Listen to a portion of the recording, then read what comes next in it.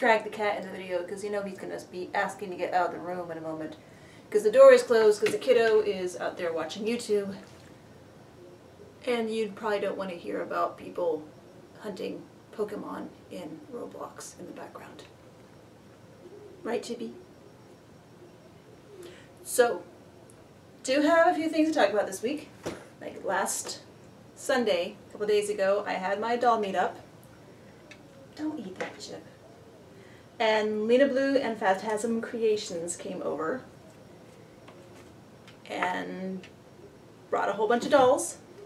And we talked about dolls. And there's Chip at the door asking to go out. So they came over and they brought a lot of dolls, including Phantasm Creation has a Illusion Dahlia, and that doll is enormous. And Lena Blue has a lot of interesting vintage and hybrid dolls. She has a couple that she has put dinosaur heads on, and they look fantastic. Fashion doll body, dinosaur head. They're great. And she had a bunch of stuff in storage and she got out, so she found things that she has used as much as she's going to use and doesn't have any use for now, so she gave me some cloth. Thank you very much. Nice. Halloweeny cloth. Nice. Coordinated cloth. Although I really like these two together. Also potentially maybe Halloween. And this one! You know, I'm kind of a snob and I normally stay away from brown, but I really like this print. It's very 19-teens looking to me. Sort of craftsman era, maybe. So I'm happy to have this cloth, thank you. And she also pulled out this Barbie dress from the 90s, which I'm pretty sure I had. I'm pretty sure it's Fashion Avenue, although when I was looking it up I could not find it. And I'm pretty sure it originally had a denim vest over it. But as you can see, it fits curvy pretty well. It's a little unfortunate in the back, although if she had a tail that would be great. I got the game. Goodbye.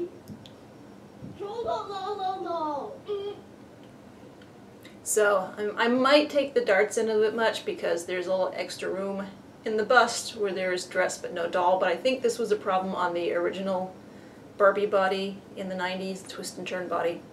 So I seem to remember that it never quite fit the dolls right. But I like it on curvy, so thank you again for that.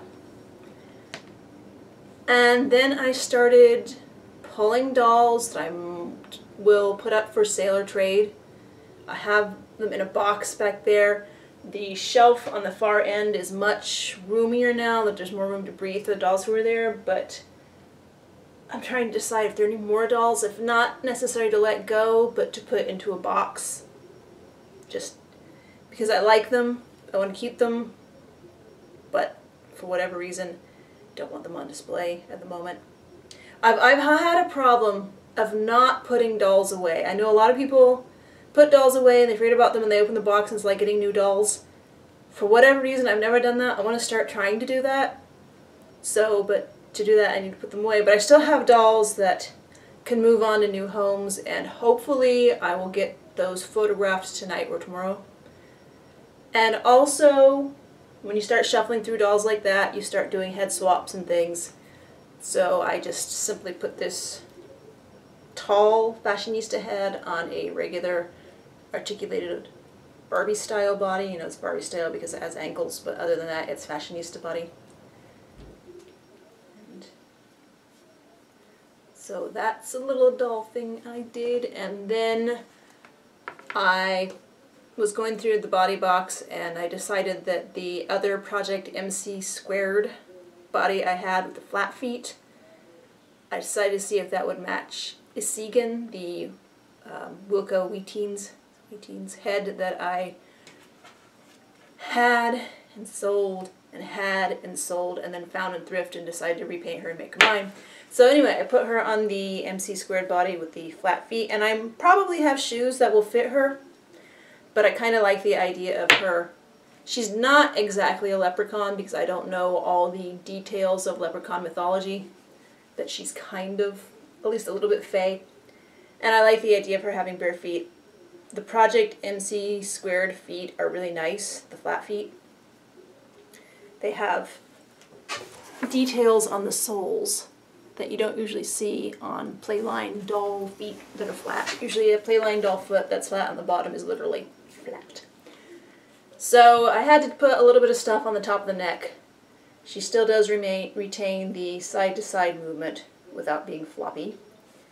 I think there's a trim down, it's not a bread tag, it's the same idea as a bread tag though. It was in an old, I used to save the old bits of packaging, doll packaging in the past, or action figure packaging.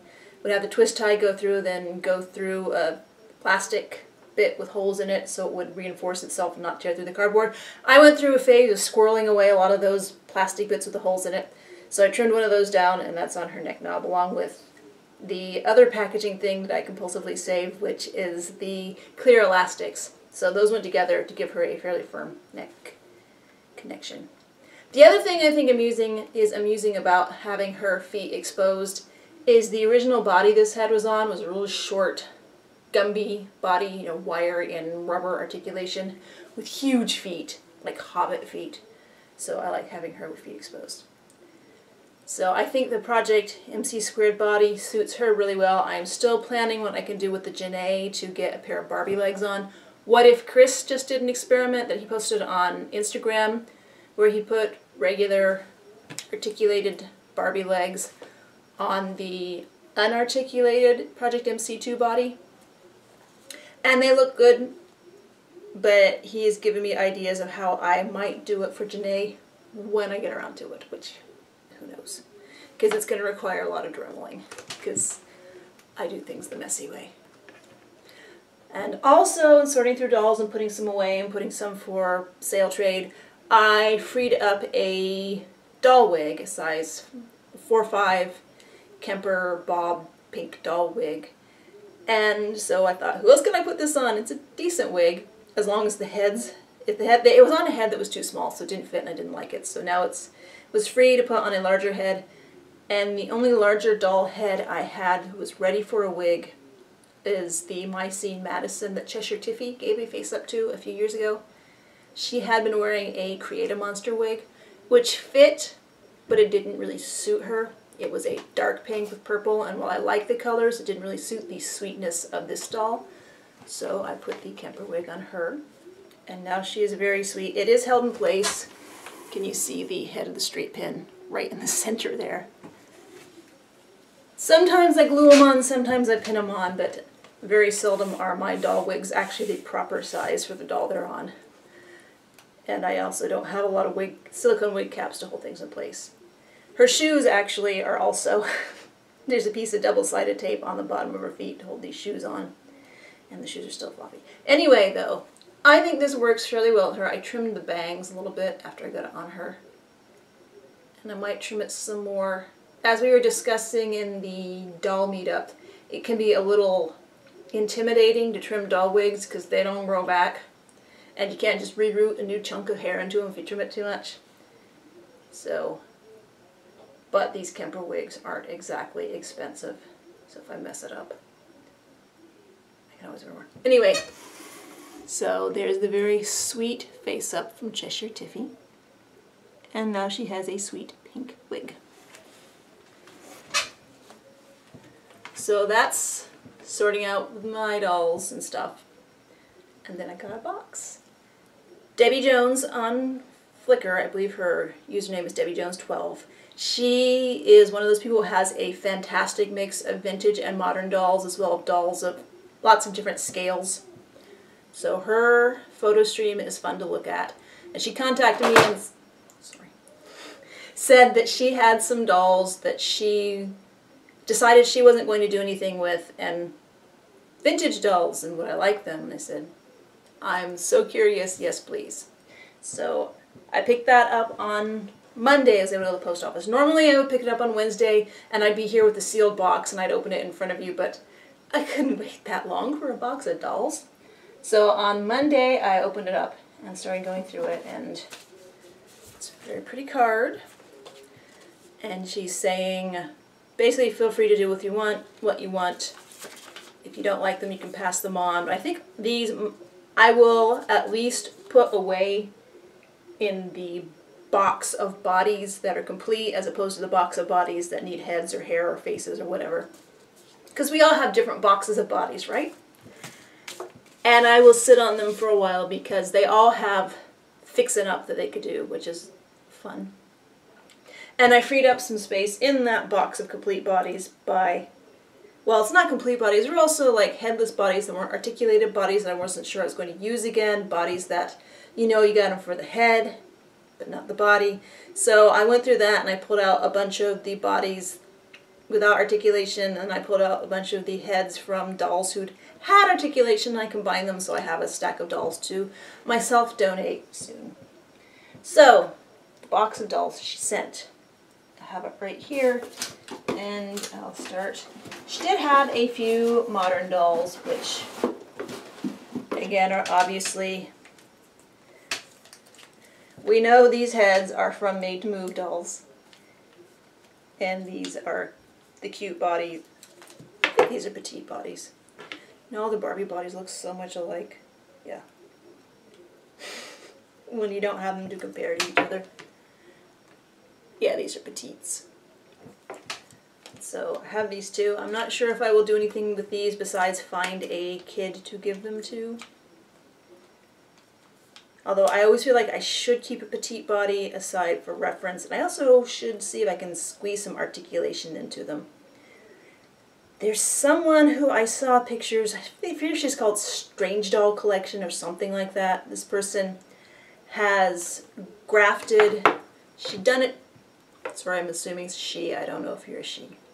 This person had done it to curvy, and you could do it to these two, had cut the knees out of the doll and then cut the knees out of a lib and then cemented the knees, epoxied the knees of the lib into these to give at least bending, if not rotating. So that's a good idea that I might try sometime.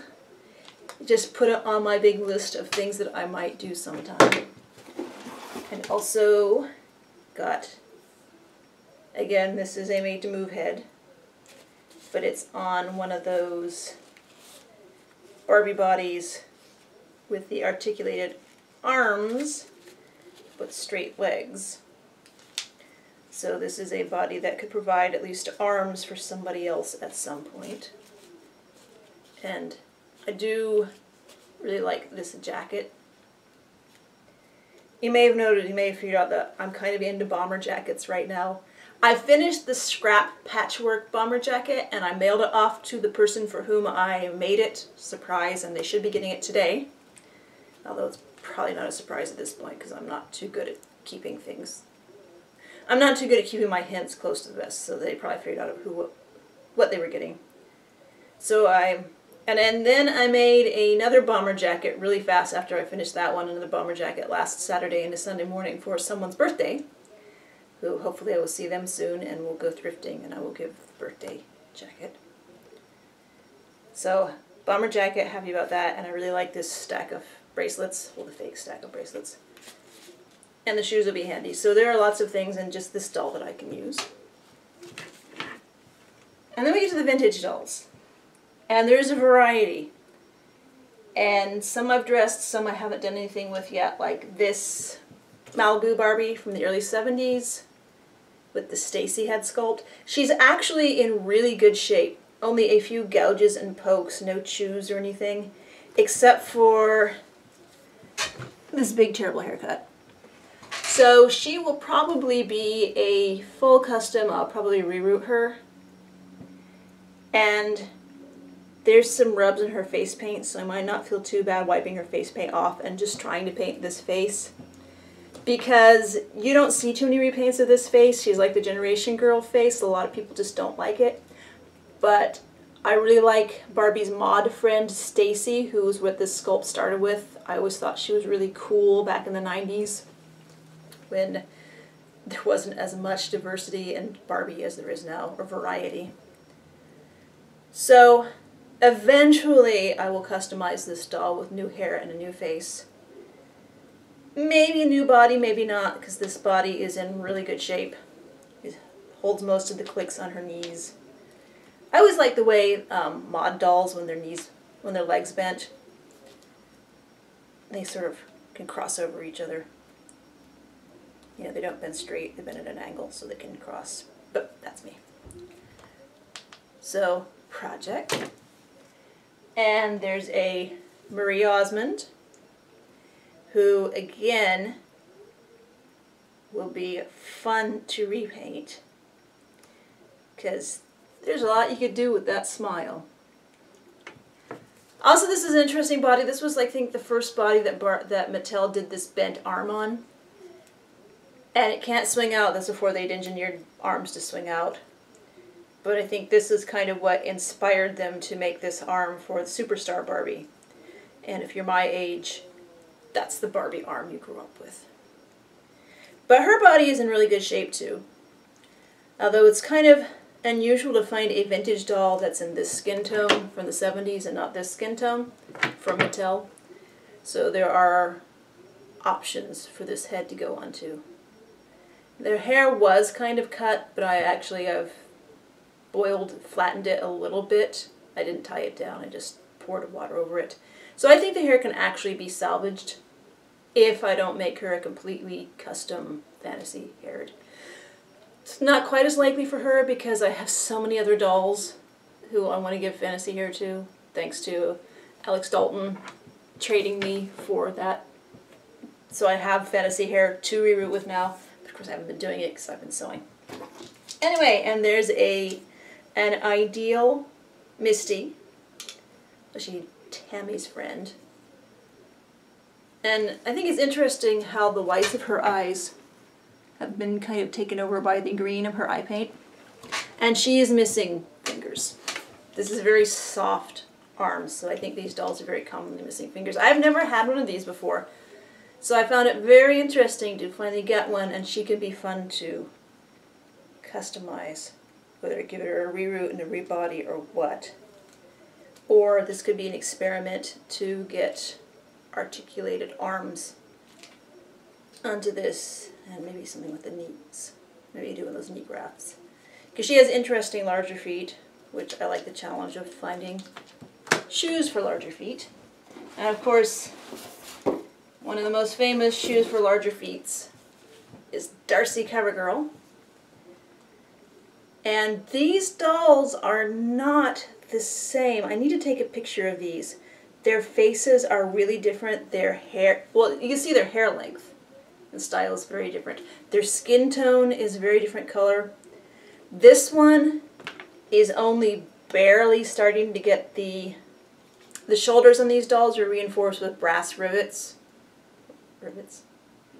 Brass eyelets, grommets, brass round things.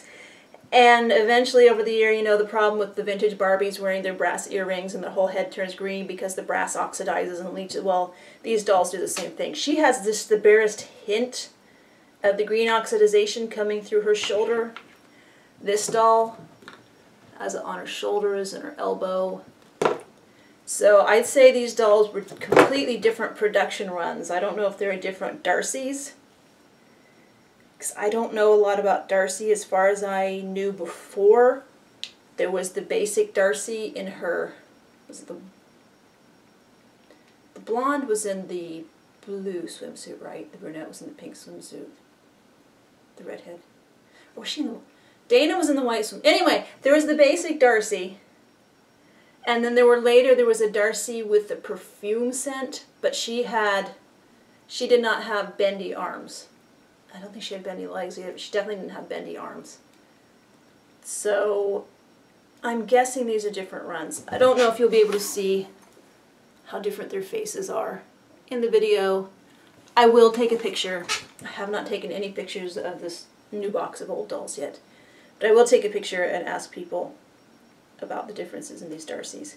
Of course, the one with the better body without the green is missing a hand. There's the wrist is broken off and still in there. She still has both of her hands, so I'm trying to research to see about hand swapping among Darcy, because I know that's a common problem. And then we get to the dolls that I went ahead and had fun dressing up. We had Marie Osmond. We also have Mego Cher, who has her hair had obviously been in a ponytail for decades, so I went ahead and just, I didn't tie it down and put boiling water on it, I just poured the water over it, so it's still a little floofy, which is why I have it in the elastic. And she's wearing a pair of Hujo shoes because Mego dolls have long feet. They're not really that big, but they're very long. It's hard to find shoes for although I probably have somebody else who's already wearing the perfect shoes for her. It's like they fit in Monster High shoes, but the heel angle is all wrong. So I had Mego Wonder Woman when I was a kid, and I know one of her wrists broke off pretty quickly when I was young, so I'm being very careful with her wrists. I had actually not looked at the Mego Cher before, so I'm surprised, really surprised when I got her. She has blue eyebrows, green eyeshadow, purple eyeliner, and the bright red lips. It's a color combination that I really like, and I will get photos of her up on Instagram. And did I say that the patchwork jacket, I put the photos on Instagram, and photos from the doll meet I put on Instagram. And I also got, I picked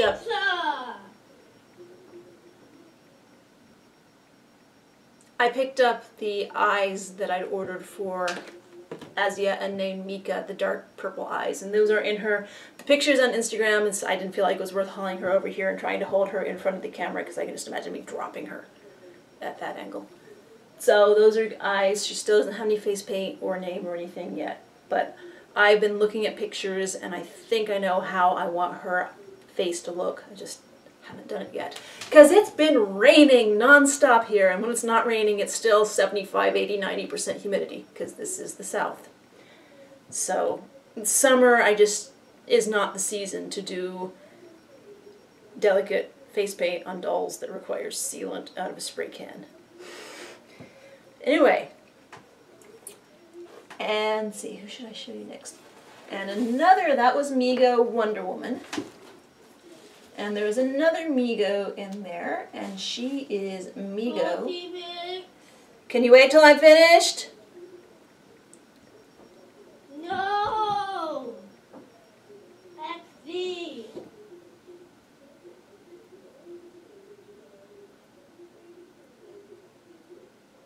Mego Maddie Maud. It was this doll. Much more Barbie scale. Predates Cher by a few years. And I'm pretty sure that her legs are doing this because something shrank at a different rate than something else. I don't know if it's the mechanism inside. I've put these shoes on her because I don't have many dolls who actually have tiny little feet that will fit in these vintage knockoff, well, they're not knockoff, but these vintage off-brand shoes. But her feet are actually a little bit too small for them. Anyway, most dolls with clicky knees, the mechanism is embedded in a solid hunk of rubber. This doll, you can tell that it's just something shoved down inside a hollow tube of rubber. So over the years, something shrank at a different rate than something else, I'm guessing. That's why her feet have this weird curve to them. I might still try sticking them in boiling water and tying them straight, see if I can reshape them, but I don't think that's going to work. So, get a load of that face. I might add something to her eyes to make them a little less staring. But in terms of kitschy Barbie knockoffs, she's pretty great. And she was grubby when I took her out of the box, and a little magic eraser action was what was required to get her body clean, and lots of soap on her face. I might fill in the white on her teeth, which is very, very faded if it was ever dark to begin with, or I might not. And she's wearing an outfit that I got off of Etsy. I cannot remember the name of this person. It's not Love to Knit Doll Clothes. Love to Knit Doll Clothes is my go-to for cardigans for Barbie. But there was another one from whom I was ordering ridiculous knit Barbie dresses for a while. If I can find who it is, put the name up. And a link. So, Mego Maddie Maud. And let's see, there was actually another Misty. She has a few more fingers, and she doesn't have the odd greenness on the whites of her eyes. So I went ahead and obviously dressed her up. I actually recurled her hair too, the flip on her hair, because there was still pretty much some curl there, but this hair will hold a curl. I don't know if conditioning it would make it shiny, because it's not as bad as Malibu Barbie's hair and Barbies from that era, but the hair fiber is not the nicest. So I don't know if I can make this shiny and get it to look glossy and bouncy, or if it never was, or if I might reroute her but not repaint her, because her face is lovely. And she's wearing a dress I made ages ago for a female action figure, so it's because she's a little bit bigger than Barbie, so female action figure clothes are great for those dolls who are just a little bit bigger than Barbie. And I've put her in Skipper shoes from the 90s. They don't fit the curve of her feet well, but they cover her feet, and I was actually able to find a pair that coordinated with this dress, so I like this Misty. Again, I will be taking pictures, haven't taken pictures yet, and the pictures will go up in the usual places. And there's also a You Need a Wendy,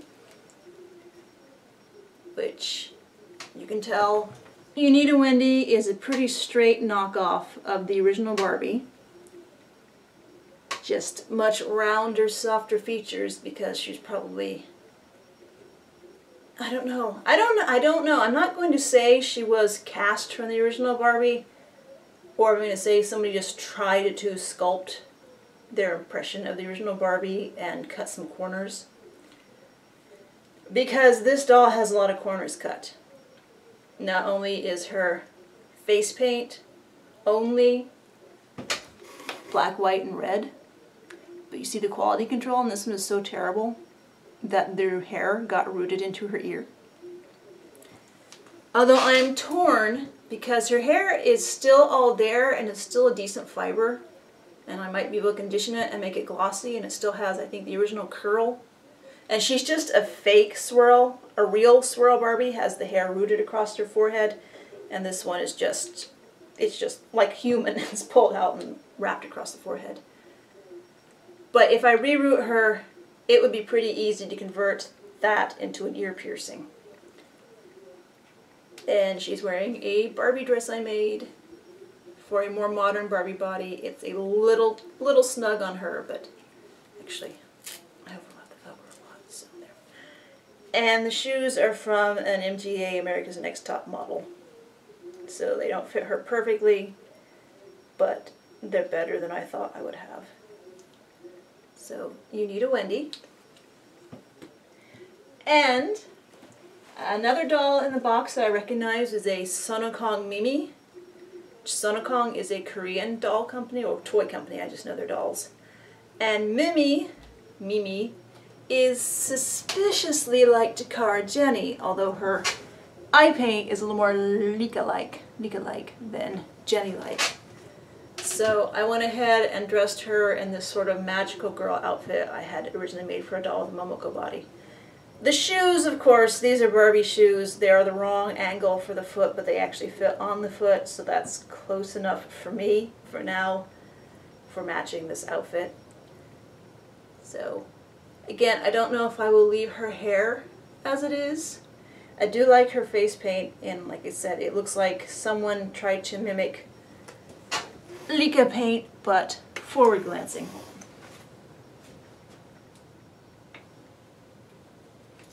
And it's going to be a competition to see whose shoes fall off least. See, if you're not familiar with Lika paint, those dots and eyelashes are very distinct, and Mimi here really has that look. And then there's one more doll, which is a Hawaiian Barbie. And from about 1975 to 1982, Mattel issued a lot of Hawaiian Barbies. They would change the print on the outfit and whether she had a grass skirt or a sarong every few years, but it was always a tan Steffi with black hair. And I don't know when this one was produced, but she has the so-called Mexico arms, which is they're going different directions. So I think she was probably still in the 70s. I think by the 80s they completely stopped making dolls with hands like this, because I know I don't have perfect memory, but I do not ever remember having a doll as a kid with hands that did anything but this on a straight arm body. So probably from the late 70s. Her face paint is terrible. It's still completely intact, but I don't know if you can see the eye on this side. The black. Well, the black is fine, but everything else that was printed on top of the black, painted on top of the black, did not line up. So, but I don't know if I'm going to repaint her or if I'm just going to add some really heavy black eyeliner to this side, because you can see I've got her going kind of a Halloween spooky look. Because there weren't a lot of Barbies made back then with black hair. Not that you have to be goth to have black hair. But the Steffi sculpt was kind of Mattel's generic, not white Barbie for a long time. Chippy!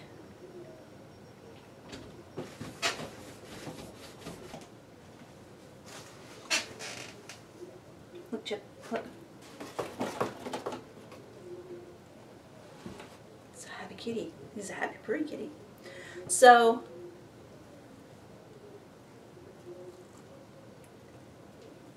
Mattel is getting better with diversity, although they always could be better, as we've been discussing on Tumblr lately.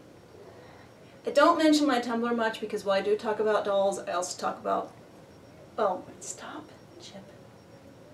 Talk about cats, but I also talk about politics and social issues and things that I can understand. No. Patience! What? That some people might not want to know about me. Stop. Please. I'm almost finished! Okay. So I have all these dolls to take pictures of, and I have more thank you sewing to get back to, and like I said, I have gathered dolls that I will put up for sale trade soon, and I was reminded that I have the clothes I made for sale trade that I need to add to this sales list that I'm going to make. And I have more dolls. Like I said, I want to downsize more dolls, Chip, but I don't want to let go of any of the dolls I have. Plus I have all these dolls to play with and work onto the shelves, and I have all, you know, the giant box of bodies that I showed you, and there's a big box of heads too. So it's my constantly evolving, revolving doll population. And I gotta go tend the kid and the cat now, so thanks for putting up with me for another week. Bye.